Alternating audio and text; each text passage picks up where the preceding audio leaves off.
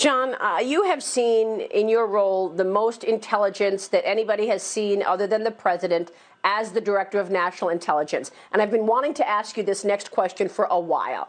I want to ask you about UFOs, unidentified flying objects. The Pentagon is going to come out with a report by June 1st. And in the $2.3 trillion omnibus appropriations legislation passed in January, it includes the Intelligence Authorization Act, money for the Pentagon to continue investigating UFOs. John, we're going to get this report June 1st. Can you tell us, have unidentified flying objects been seen?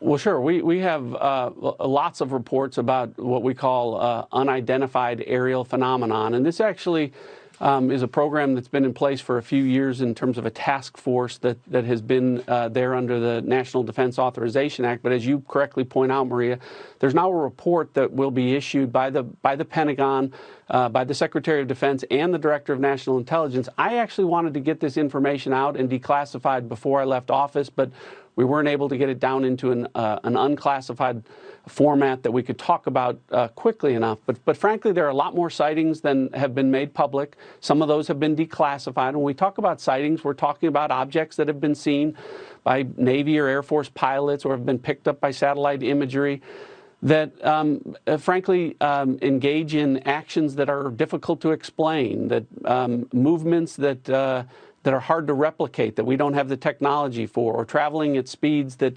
exceed the sound barrier without a sonic boom. So, in short, things that we are observing that are difficult to explain.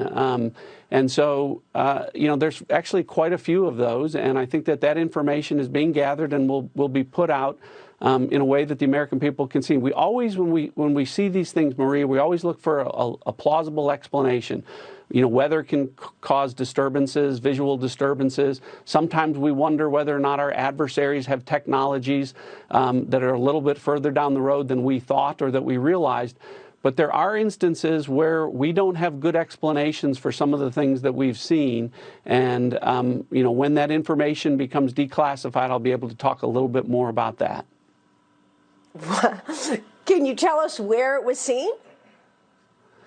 Actually, all over the world. There have been sightings all over the world. And when we talk about sightings, the other thing I will tell you is it's not just a pilot or just a satellite or some intelligence collection. Usually we have multiple sensors that are picking up these things. And so, again, some of this are just they're unexplained phenomenon. And there's actually quite a few more than have been made public. So I think it'll be healthy for as much of this information to get out there as possible so that the American people can see some of the things that we've been dealing with.